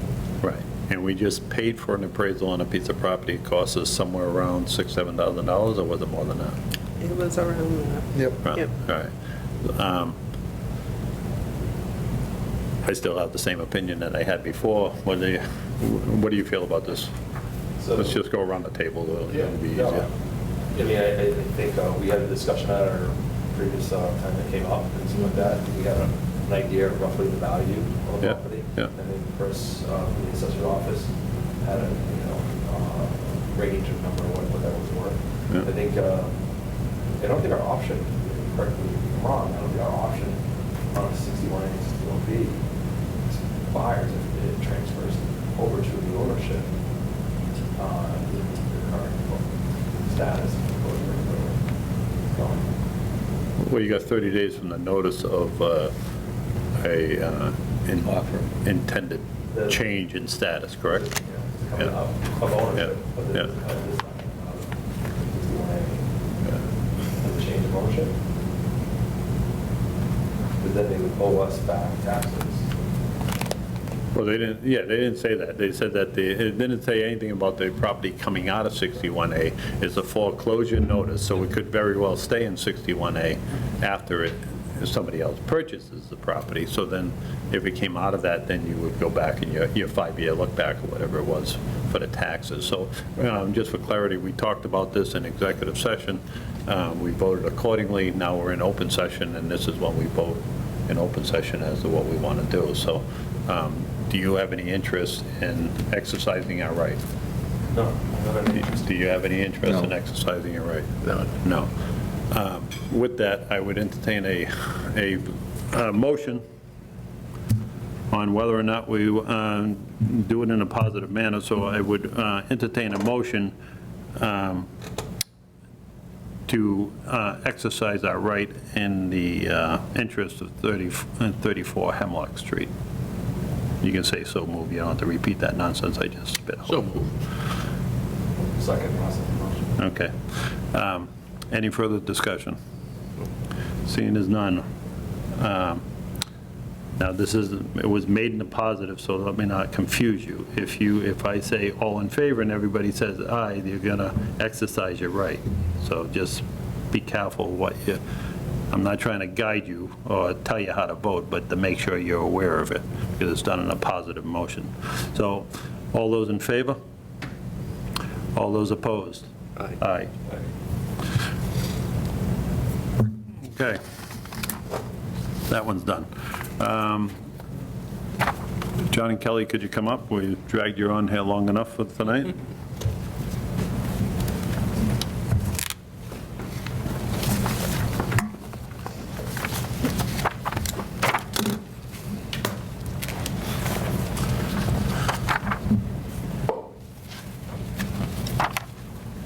Okay, you have a memo from John Furno, use of the fire donation account. We're requesting to utilize the fire donation account to supplement the funding of various projects and initiatives otherwise not accounted for in the department's operating budget. An example, acquisition of drone at the discretion of the fire chief. Anything you guys want to add to that? Yeah, so our donation account, the balance right now is $3,960. I got that information from the town accountant. you'll be voting on accepting an EMPG grant shortly, and we'd like to supplement some of this money, or actually all of this money, towards the purchase of that drone. Anything, Kelly? We can, if we want to move on to the next one afterwards, then I can explain that, unless you want me to go ahead and talk about the drone now. What are you talking about, the grant acceptance? Yeah, No, we're going to do the drone first. Is it a separate line item? Drone on about it. So, yeah, drone on about it. Anybody have any questions for John or Kelly about this drone and taking the, How big is it? Is it like a wingspan? I'll let, it might land in the middle of this cube now. so we're still in the process of deciding on a spec. The item that we had originally spec'd out is made by a Chinese company. Yeah, and because this is federal money, they want us to purchase a drone that is made by an American company. So that's changed, yeah, that's changed the product that we're looking at as well as the cost. So we're currently in sort of a reevaluation phase of what we're going to purchase, but the performance period of the grant is a year out, so we have plenty of time to do that. Did you, just out of curiosity, did you ever talk to George in the police department? Because he did a lot of research on that. He had some connection that he was purchasing these drones from. I don't know if it'd be useful for you, just curious. Yeah, we've spoken extensively to the police department. In fact, they're very instrumental in assisting us to create a drone policy and procedures for our program that closely mirrors what they're doing. The drone that they have, I don't know too much about it, but I think we'd be getting something similar. But like I said, it has to be American-made. Yep. So. How many people would be trained on operating? So right now, we have one lieutenant that's currently licensed to fly, and we have 2 more that are training to take the test and be licensed to fly. Any questions? What would be the main purpose, I guess, of the drone? Sure. From a department standpoint? Looking for fires, identifying fires? So there's a whole bunch of applications for the fire service. So for us here in Douglas, most likely we'll be using it for search and rescue missions in the state forest. We can use it to determine the size and location of wildfires instead of kind of running around in the woods or going out on foot, which can save time and energy. Or lost horses? correct? Yeah, lost horses, lost people. We can also use it to monitor building fire, putting it up in the proximity of a building fire, because the drone will have a thermal camera. Storm assessments, we know the weather is more severe, so we can use it for damage assessments, just to name a few, so. Good information to share with all of them. Yeah, absolutely. I think you had all the answers, I just wanted to. And when the drone gets up and running, our policies and procedures will be made available on the town's website or another public location, so we can be very transparent in terms of how the drone is being used as well. Good. Anything? Ross? No. So we carry a line item in the budget every year for insurance on the DPD drone. Are you going to be the same fee, or are we going to try to get on the same policy and maybe have additional covered under one policy? I think we'll choose the option that's most cost-effective and gives us good coverage. So we'll work on that as part of the drone program before we end up flying it. It's about special $1,500 bucks. property, It's not yeah. part of Maya at all. Yeah, It's yeah, a yeah. completely separate policy. $1,600. Is that an option to add it to that policy? I think you'd have to ask the carrier, but We had talked to George about Maybe doing that. advantageous to add the second one on it instead of getting a separate one. It may be worthwhile to see what other fire departments have, what different drones they have, and what policies, just to get an idea. Like the lessons learned that they've experienced and some of that, and maybe add that in there or whatever, or what policies they have in there. Because you can find that information. Seems cover for a year. insurance is not cheap. Whatever it is, it's always. Just out of curiosity, what's this donation account? It's if anyone donates money to the fire Just department anybody, in yeah. someone's memory, or, Yep. you know. Yeah. Anybody else have anything for? Is that where the proceed, is this the association or? No. No? Association, different. Okay. Yeah, I think that's why people were asking. Yep. Anybody else have anything on this? Seeing as none, looking for a motion to approve the request for the drone out of the fire department donation account. Oh, before you make that motion, in your memo, John, Yep.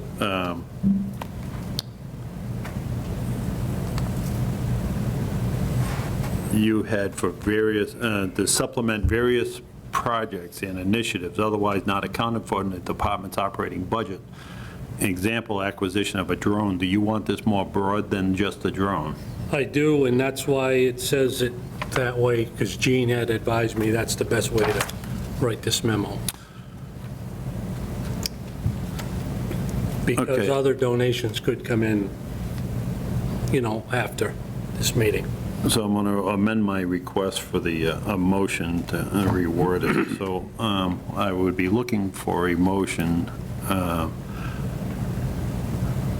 to authorize the fire department to use their fire donation account to supplement funding for various projects and initiatives otherwise not accounted for in the department's operating budget at the discretion of the fire chief. So moved. Second. Motion's been made and seconded. Any further discussion? Seeing as none, all in favor? Aye. Aye. Thank you. One down. Okay, so the next thing we have up here is the grant acceptance for the fire department, the emergency management performance grant, and the fire safe, and is that the senior safe grant? Yes. Senior safe grants. You want to explain those, Kelly? Sure. So the EMPG Emergency Management Performance Grant, essentially, we were awarded $2,900 towards the purchase of a drone, and we basically just explained to you sort of Yep. the ins and outs Yep. of that, so Yep. I don't need to say any more on that. And fire safe and senior safe, so the Student Awareness of Fire Education Program, which is a state grant program, provides funding to local fire departments in the Commonwealth to teach fire and life safety to the children in the schools. So essentially, the program teaches students to recognize the dangers of fire as well as the hazards of tobacco products. So we work very closely with the Douglas Public Schools, and we visit almost all ages and go all the way up into the high school. So this program's, we've been getting funding for 20-plus years, and it's just something we apply for annually, so reoccurring grant in terms of that. The second part of that program is the Senior Safe Grant Program, which aims to reduce older adult fire deaths through fire and life safety education. And again, with that, like the Douglas Public Schools, we work really closely with our community partners and the Douglas Adult Social Center director. We've been down at Riddlebrook. We do a lot of education with those folks and have a connect with those folks to teach them fire and other life safety stuff. So that's the other piece of this grant. And we were awarded $2,200 there and $4,700 for the students in the schools. Do we have any questions for Kelly? Just a comment. I appreciate that you did submit your grant application in, since I did notice other communities did, skipped over it and stuff like that. So thank you for doing that. The story in the Worcester Telegram, is that this program, there was money being parceled out to area towns? I thought it might have been this program. I think you're right. Yeah. All right, I'm going to group all three of them together, so I'm going to be looking for a motion to accept the Emergency Management Performance Grant in the amount of $2,900, the Students Awareness of a Fire Education Program for $4,700, and the Senior Safe. Senior It Safe. says a student up here. So Senior adult Student Awareness of Fire safety. Education. Yeah, adult fire safety education for $2,200. Somebody want to make a motion on that? Second? Motion's made and seconded. Any further discussion? Seeing as none, all in favor? Aye. Thank you. Thank you. Thanks. Good Thanks for night. hanging out. You're welcome. Kelly, did you do the grants? Yes, I do. Thanks. Great job. Great job. Good night. See you.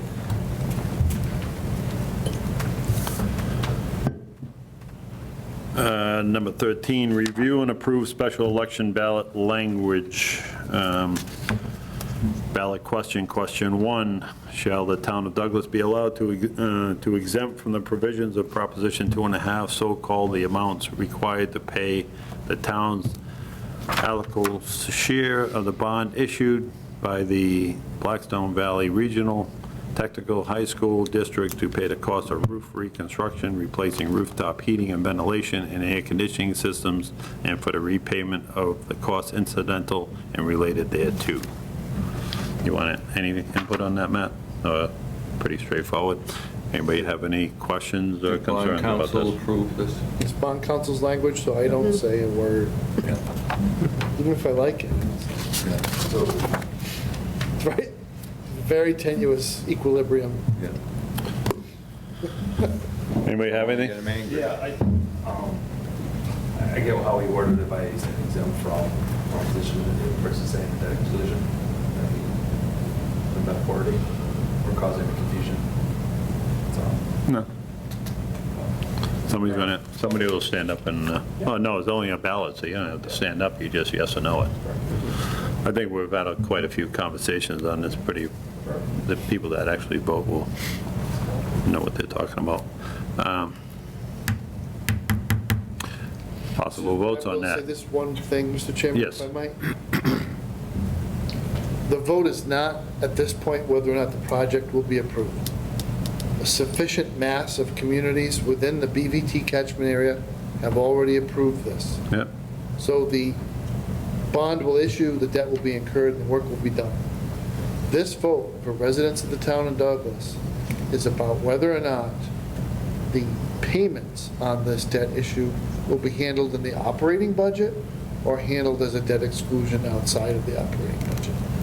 So that is exactly what people will be voting on this question at the ballot.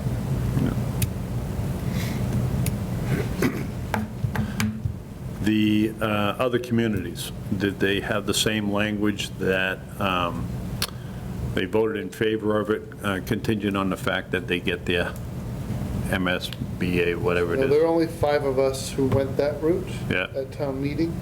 Some of the community just, it just flew Yeah. through. Some of the others hemmed and hawed a little bit more, but for the most part, these were town meeting votes, and that was the end of it. There were only a few of us that wanted it to go to. So that exemption isn't in effect anymore, so all we're going to do is make your life easier on the budgetary purposes by putting it exempt versus included into your annual So budget. now that it's a ballot question, someone in my position can't opine too much pro or Yeah. against, just lay out what it is that people are voting on. I will explain as best I can that general obligation debt, when it becomes part of the budget, is a fixed part of the budget. It occupies its space. That money is basically a first priority claim against the operating budget of the town every year. It must be there in sufficient Debt amount. service. So in Massachusetts, it's quite different from Rhode Island. In Rhode Island, all general obligation debt is in the operating budget of a municipality. So the more they borrow, the more pressure they put on their budget. Massachusetts, you have the opportunity to exclude the debt from the operating budget so that the ongoing operations of the town are not affected in any way by the taking on of this payment. So you might think, well, it's only 50 grand a year, but I can tell you as we get to the end of the budget process, it is not unusual to be fishing about to deal with 50,000, usually to cut it out so that the rest of the operation can stay and the budget be balanced. So that is exactly what this is about, is whether or not it'll be in the annual town operating budget or whether it'll be part of our debt service that is outside of the budget. Thank you. So with that, looking for a motion to approve the special election ballot language. I'll make a motion to approve the special election ballot language. Motion's been made. Second? Yep. Yeah. Motion made and seconded. Any further discussion? Seeing as none, all in favor? Aye. Next thing on there is the second reading of the electric vehicle charging rate policy. Does anybody have any suggested changes for the administrator? If not, we can continue it on. You have anything So to add? just by way of update, the chargers were installed. We are making the administrative provisions necessary to set up the software and to turn the chargers on. Yep. At this point, I might just hold on until you do your third reading and then just program them at that point rather than leave them on for free. But, so we're there, Yep. just I can waiting. get the word out, put something on a page and. So the nice thing about this different vendor, this being ChargePoint, is that if you download, you have to download the app to be able to use it on your car. And they have their own mapping program, so everyone who needs it will see it. And they will also be able to determine with a great deal more accuracy whether that charger is available or not. The ChargePoint's very good at gathering information at the point of use to tell somebody who may need to charge, whether or not there's a car there and all the rest of it. Be What the similar pricing. to looking for the parking spaces, you can find where parking. Now with spaces- ParkWiz in Boston, if you go up to Fenway or anything, you can, yeah, it's not terribly unlike that. And they show you what the rate is at, you know, here versus somewhere else. Yes, they do. Which is a great aspect of the tool and the application. But I made no changes to the language, so it's. Put that on the next agenda, please, Lisa. Thank you. Mr. Chairman, Mr. Administrator, Mr. Chairman, Mr. Administrator, need your input on this. So there's three of us, Selectman Smith, Selectman Stevens, and myself are all on the annual reappointments. Is there any reason why we wouldn't participate on the reappointments? Right here. First page, Central Mass Regional Planning. You had voted on that a couple of Okay, meetings. well, it's on my list, so, okay. Is there any reason why I wouldn't participate in that, Mr. Administrator? I'm more than happy to recuse myself, and you can go, and you can take it over and go through the appointment, and I can come back. What have we done in the past? I don't remember. I'm old. I'll do that. That's the safest way to do it. Let me just Right, leave the I'm going to give room. you the Rich Bowen answer, which is if you never want to hear about it again, you should recuse yourself. That's Okay. the easiest thing. Could you take that I question over don't have for me? to, I think you should go to your most senior sitting member to run the meeting and Which get through would it. be Russ, right? Or you going age-wise? Wow. Hey, you three figure it out. You can do it, Ross. We're just looking at the 24 appointments, right? Yeah. Yes. So, So we got Green, which have been. yeah, I heard, I had to follow up with a few people today in the effort to save ink. I didn't want to reprint everything. So I will just tell you, I did not hear back from one. That was on Cultural Council. I'm going to follow up with him again this week. Other than that, everybody would like to be reappointed. We did have one that resigned. I think we spoke about this last meeting, and that was with the Employee Insurance Advisory Committee. There was somebody that took over for that person, and I also received notice that DESPA with the school now has a representative for them as well.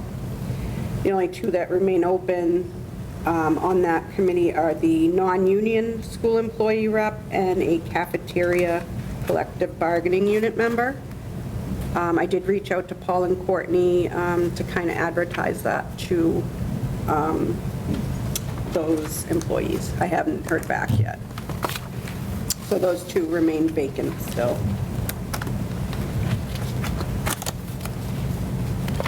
So would we be looking for a motion to approve these appointments as listed, or do we need to wait till we hear back from the other? No, Two. it's happened before where you, Appoint him anyway. yeah. Okay. I'm sure he wants to be on, maybe he didn't Okay. get my, So moved that we appoint all of the individuals listed in the presentation to the board.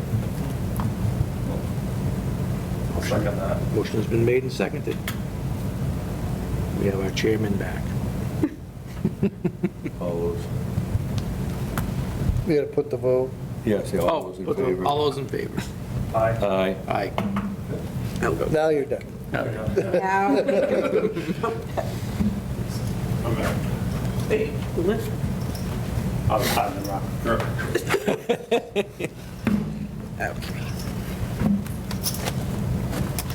Thank you, Lisa. Question on this. Underneath the capital, we've got like open for departments. Do we know what departments those are? I recognize a few like library, police, what? It's any Oh, any department. department, okay. Any department, because Yep. it was, what's it, 5 departments and 7 at large or something like that? This capital? Yeah. It's something like that. It's like 5 Five departments, 7 at department large. heads. Yeah. So traditionally, Selectman Stevens, through the chair, we have honored the bylaw that requires that members of boards and commissions be residents of Douglas. So that narrows the number of department heads who are eligible for appointment to different boards. So I know the assessor is serving, and the fire chief serves on a fair number. Fire chief's not on capital anymore. No, but he's elected to recreation, right? Yes. He's on public safety ex officio. And maybe he's off everything else at this point. Except for the coaching. Yeah. Yeah. But so, yeah, there's only so many people.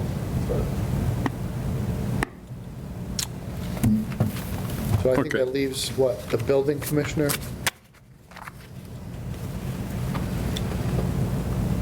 Is that it? Library, Patrice. Yeah, we have the Ellie's on. Ellie's on for the Ellie's on the library. library, that's all. Yeah, 'cause she's a Douglas resident, so Justin is not. Yeah. Oh, yeah. Patrice lives in Patrice is it. Connecticut. Yeah. So you have Ken Frazier, who lives in Douglas, Mhm. and nobody in finance. No, No. no. So Chris Pupka is on assessment. Okay, next thing on our agenda is review the meeting minutes. We have 2 sets of meeting minutes, May 28th, 2024, open session. Anybody have a chance to look through those? You need a few minutes.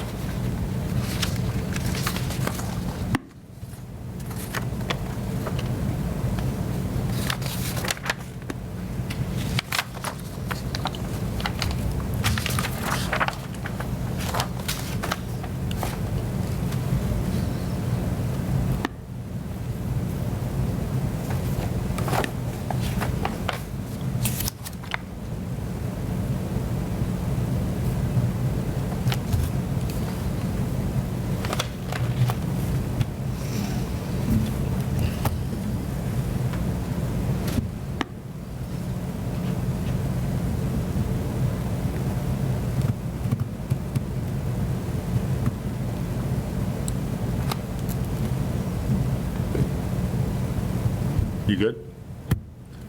Good? Yep. Make a motion for that? I'll make a motion to accept the Board of Selectmen meeting minutes for Tuesday, May 28th. As written? As written.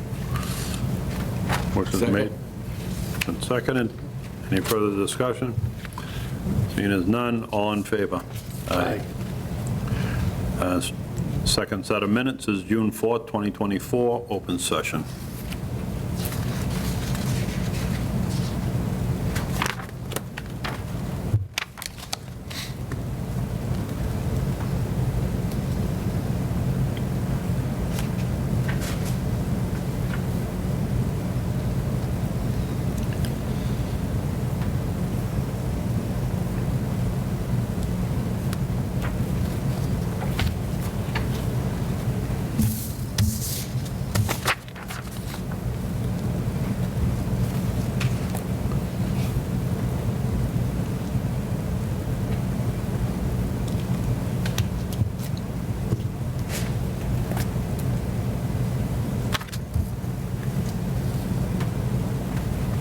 Go ahead, make a motion. Make a motion to approve the June 4th meeting minutes. That's right. Second. Motion's made and seconded. Any further discussion? Seeing as none, all in favor? Aye. Mr. Administrator, Property and Casualty Insurance update, please. So I guess I don't remember seeing this go on. I know what it's about, so I'll speak to it. I believe, quite some time ago, we were approached by a number of brokers that believed they could place our property and casualty coverage in the market at a considerable savings versus Maya. And we have entertained this in the past. It was about 3 years ago. And it is an excruciating process. It does require members of the board to delve into terminology around insurance, which can be a little bit Yeah, we did this. aggravating. Yeah, there was a But- Peloton involved in it. After 3 years, I don't know that necessarily that rival will actually reapply, or that I'll tolerate their presence. We'll get into that in a second, because of some of the other stunts that firm has pulled recently in another line of business. But the individual that came to us as a broker is extremely reputable, represents a very reputable firm that insures a number of municipalities in our immediate area. So I really do think to keep Maya on their toes and to make sure that everyone, that we have mostly a new board now, fully understands how this works, because it is a major part of being chief executive of this town, is making that choice for property and casualty insurance. So I'd like to put this out. It's not really a bid process. It is exempt from Chapter 30B, so this is your Proposals. business judgment. You accept proposals, and we'll put it out, and we'll try to get 4 or 5 in, and we'll probably screen them and get you 2 or 3 that you can talk to. The reason why it's prudent to put this out every so many years is if you're watching our budget, the premium on this coverage is going up rapidly every year. And it is way, way higher than it was even 5, 6 years ago. Some of the terms are changing, too. It's almost doubled or tripled. And, one of the things is, the nature of the world and the risks we face are also exacerbated a large part and due to our reliance upon technology. So when we talk about cybersecurity and cyber coverage, it's not cheap, and the conditions for being accepted as a risk are getting more and more stringent. So some of the things that we've done recently, which is shutting our whole system down and starting it up from scratch, we had to do it because the generator switched over, but it was also a valuable drill for us to demonstrate that that our servers would fire back up from a dead start. I think all of that stuff is something that is worthy of the board's discussion. And at least, even if we get another premium increase this year, you would feel like you knew why. And if a taxpayer asked you, why is it going up 200,000 over last year, you'd be able to, we investigated this. I think it has grown so much that you do need to be able to answer that question. And that comes from firsthand What's it knowledge. currently running at? Oh, you would ask. I feel like we started Is it currently up? currently over 600,000. It's around that, yeah. So it's over 600,000. When I started working for you in the town, it was a little over 200,000. That's Some of that- $750,000 claims will do, will you? Oh, it's 500,000. So a bad claims experience can be problematic. However, different firms weight past experience differently when they do their underwriting. So you may find that you could get a better deal. There is a point at which it's like, okay, so how many times are you going to kick me in the belly over that? Like, that was 4 years ago. We did this, that, and the other to prevent it from ever happening again, but you're still telling me you're kicking me in the belly to set my rates. That's not cool. I think it gets to a point where it's like, it's not really set up as a self-insured fund. It's not. It's a healthy process. Anyway. We don't have to pay back the whole thing. And actually, Maya worked out very well through that last process. They weren't offended by it, they understood it, so. They understood it, and to be blunt, I'm not entirely sure they were truthful with you on everything that they said. I will also tell you, they have made, in writing, a major change since your last Yeah. go-around. So the last go-around, they said they would replace a major piece of fire equipment, brand new, if one of our pieces were wrecked in the line of Specifically, the conversation was around the ladder truck. around They the ladder said they truck. would replace it at $1,030,000 at that particular time. That's Their no- paper didn't say that, Right. but they said on the record in front of the Douglas Select Board that Yeah. they would. Right. Their issue this year, when they sent us the paper, is that they specifically say, after, is it 5 years or 7 years of life? I think it's 5. 5, after 5 years of life, they will not do that. Right. So it makes, it's a completely different ballgame now. So they finally got honest about it. So there you go. So that's where I'm at. I think if the board were simply to authorize me to pull together the package, I'd come back to you before it was issued. But at least I would know that you want to do it and then get started. Looking for a motion to allow the town administrator to pursue the prospects of entertaining other insurance companies. Second. Any further discussion? Seeing as none, all in favor? Aye. The next two are for you, Matt. Town administrator's report and an update on the MSHG surplus. So we closed the bids on this closed-circuit TV security system for the schools, and unfortunately, the lowest bid was substantially over the full amount of funds that have been approved through ARPA and from town meeting. That's not entirely surprising or disappointing. What we wanted from our design process, and the design process was extremely detailed and very, very labor-intensive. So the town administrator, school superintendent, business manager, school facilities director, police officers, all participated in meetings and went through each individual camera location and each individual building and talked about the capabilities of that specific camera location. How much resolution you wanted, what you want to be able to see, how long you want the data recorded for, and at what standard.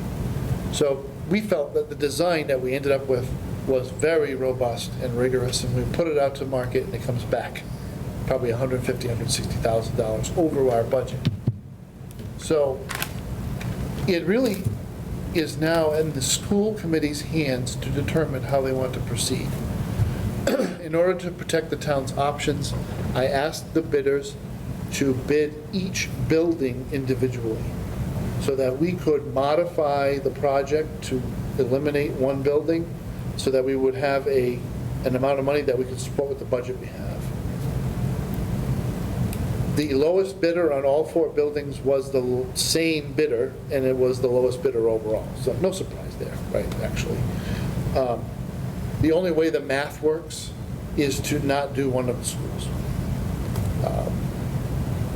I don't know that necessarily all that much of a riddle. The high school is the biggest school we have, so it has more camera locations.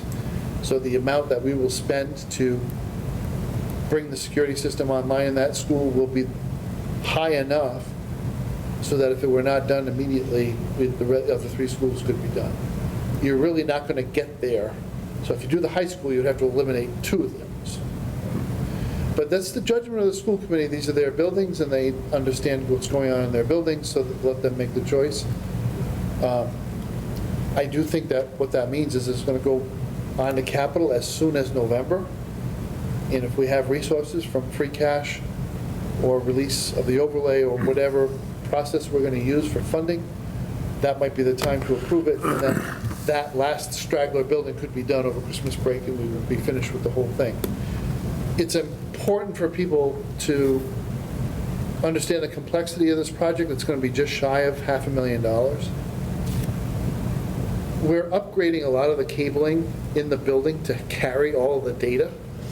We're upgrading the switches, we're upgrading the servers, because all of these cameras are generating really big files that we don't want to dispose of right away. And we don't necessarily want to send to storage right away either, because we might want to go back. And then the cameras themselves under specific federal law, they cannot be manufactured in China by any of the companies that have been identified as a security risk. So now we're looking at American-made cameras and prevailing wages. So that's how this has developed to be what it is. Like I say, I feel very confident that this is a good design. So part of our goals here is to get the ARPA money out the door by the deadline. I don't have any reason to think that won't happen here. It but just has to be committed by the 31st of December this I'd year. like to commit that this summer. Are you going to cover the deficit? But going to fall town meeting and Fall town maybe meeting, asking yeah. for another funding source. I would, if you can get that stuff in line for capital, because I'm going to be doing the capital very shortly, because we have plans for a summit discussion. I'd rather start that earlier instead of in the September, October. So the second part of my update also goes to the schools. I am aware, I agreed to it, that the ground rules of our negotiation with the DESPA union allows them to have observers in the room that are rank and file members.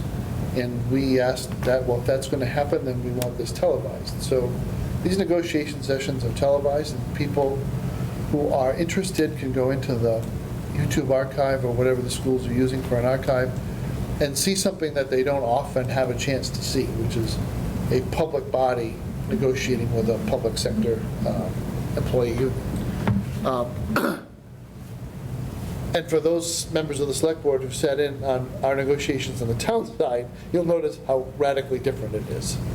The method I use as a negotiator is typically referred to as interest bargaining. So we don't really put anything on paper the first couple of sessions. We talk to each other about what our concerns and constraints are, and we try to arrive at a consensus of what can we do with this contract? Can we make this contract attractive to both sides?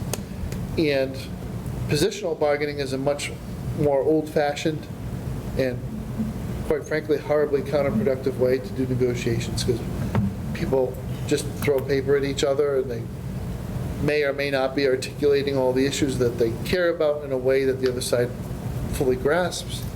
And then people's position starts to harden, because you start to see that there's some things that they really want. I think legal counsel at the last session said, look, we've switched to package bargaining, so now we're trying to balance the pluses and minuses of all the things in a package deal, and it's take it or leave it. I think there was a misunderstanding, and I can see the point or the basis for it, although I don't think it's a reasonable position. The school committee went through the entire document and TA'd or tentatively agreed to language, sometimes an entire section, but sometimes only parts of sections, right? And I think the union interpreted one of the TAs as a TA of the entire section, and it really was only the paragraph to which it was attached.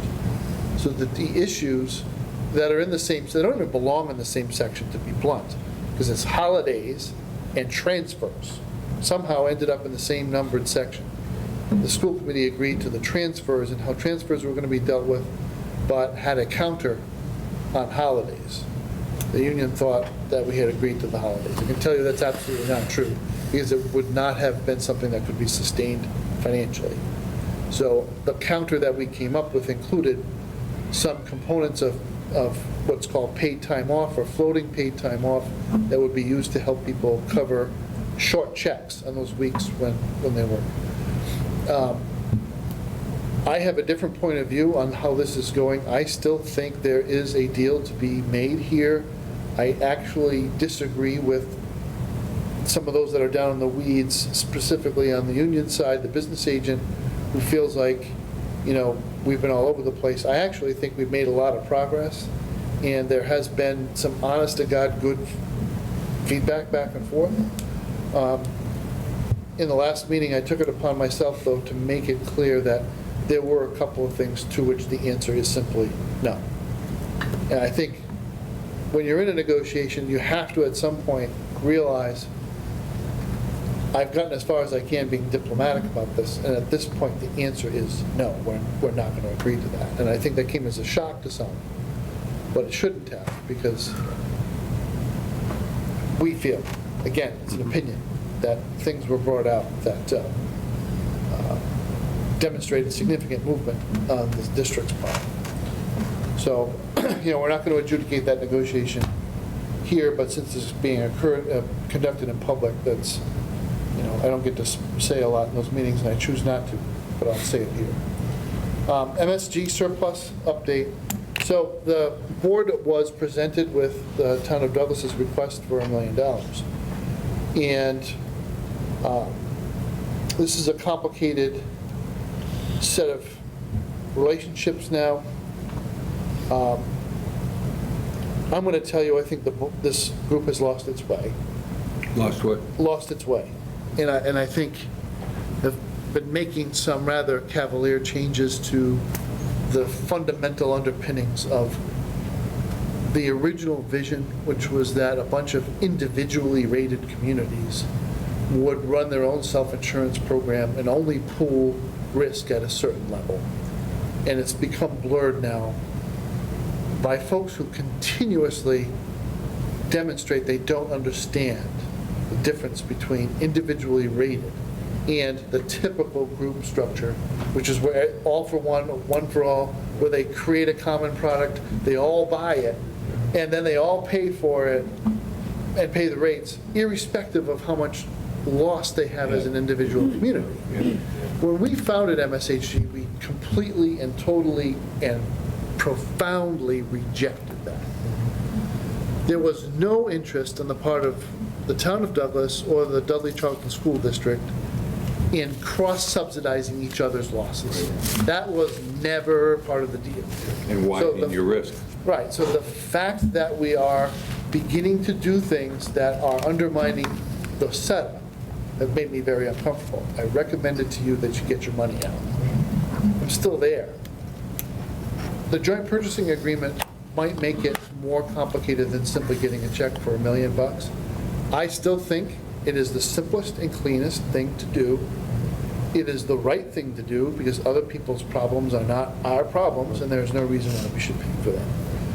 However, if we had to do this in a rate holiday or leaving the group entirely, those are our options that are clearly provided for in explicit language in the agreement. So by way of update, the group, they reacted as poorly as they did today because they have a cash flow problem. So if Douglas lifts $1 million out of the account, then the float isn't what it needs to be for them to conduct their business. So it is a matter of public record. It was discussed in a publicly posted meeting. Our treasurer today disclosed that there was a day in June where at 8 o'clock in the morning, 9 o'clock in the morning, whenever he checked the bank balance, it was negative $500,000. Ooh. And improved the next day to $3.3 million in the black because a bunch of communities paid their premium for that month. All right? I've spent most of my career doing financial analysis and financial turnarounds in the private sector and the municipal sector for troubled entities. When I see any time that the cash flow dips below zero, that is a really big red flag. It probably shouldn't surprise anybody I'm saying this. This is a huge problem, and it is not Douglas's problem. So I think we are going to be working with legal counsel over the next couple of days, both Rich Bowen and Leo Peliquin, counsel for MSHG, to try to work out a deal that works for both Douglas and MSHG. However, I'm going to reserve judgment now, but I will tell you what the key thing is. If my fellow members on this board cannot see fit to do a mid-year rate adjustment to pick up their funding ratios above their losses. Yeah, with the bargain fee. So in other words, to stop running deficits. If they can't see fit to do that, then we have got to get the heck out of this thing. Yep. So that's where I'm at. I spoke truth today. I did not make myself popular. But, if I'm in a room full of people I'm losing respect for, I don't care what they think of me. I'm going to speak the truth for the town I represent. which is how I conducted myself. Are there today. any other groups that we could join in place of this? Because the So- concept seems to be a good concept. It's a wonderful concept. It clearly works. When it was 3, and we were all doing what we were supposed to be doing, Dudley, Charlton School District, Webster, and Douglas, we were not very big. But we had a great experience, and we matured as a group and had credible claims and all the rest of it, and set our rates accordingly. It was a fantastic solution for everyone involved. And growth is okay unless you go too fast and involve the wrong people. You've got to get the underwriting correct when you accept a new group. They've got to pay their way. They were never asked to make an equity buy-in. Oh, Only the original 3 put in equity. wasn't that contrary to your charter? or- So the charter is permissive, not mandatory with equity. So there was a bias towards growth that has not worked out very well. And then, it's just becoming harder and harder to persuade people to see how important the nuts and bolts are to make this thing work. So to answer your question, if you had 5, 6, 7 groups, and you knew you wanted to work with them because you know that they have their head screwed on straight, and they have sufficient census to support the economics, that might be all you need to do. And do I think that's possible? Yeah, absolutely. So there might be other groups out there that we could, I wouldn't take us out on our own, we would fall apart. We've Yeah. got to get with some people. So you can split it up again, right, with 3 more towns again, start small again, continue that way. And learn. Learn. I mean, we didn't do everything right, but clearly there were mistakes made, because it was the first time this has ever been done anywhere. So we were trying to learn by doing, but some of us have learned more than others. I just think this is not a traditional group at all. And the more people try to ramrod us into that mold, the more uncomfortable it becomes, because I want nothing to do with other people's problems. That wasn't why we did this.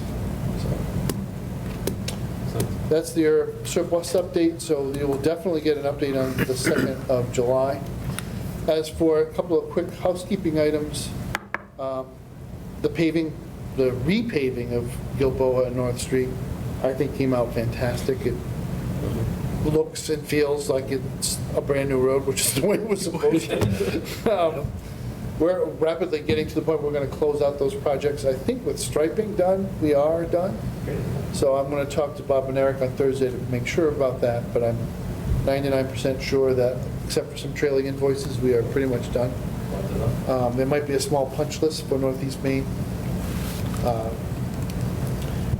The July 1st date is magical for us, because I think I said this last meeting, I'll say it again. We got a bunch of stuff that's fallen down, broken, it's 30 years old. It's mostly air handlers and air conditioning and heating units at a couple of buildings, including this one.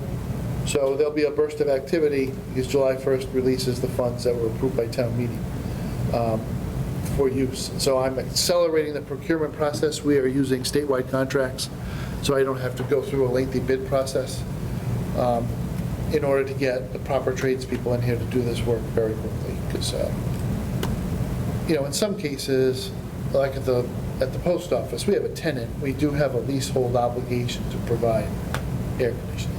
The unit's 30 years old. It's falling down. So, We have employees that are a little stuffy right now, too. yeah. Other than that, I think those are the highlights, Mr. Chairman. Thank you. Anybody have anything that's not reasonably anticipated 48 hours in advance?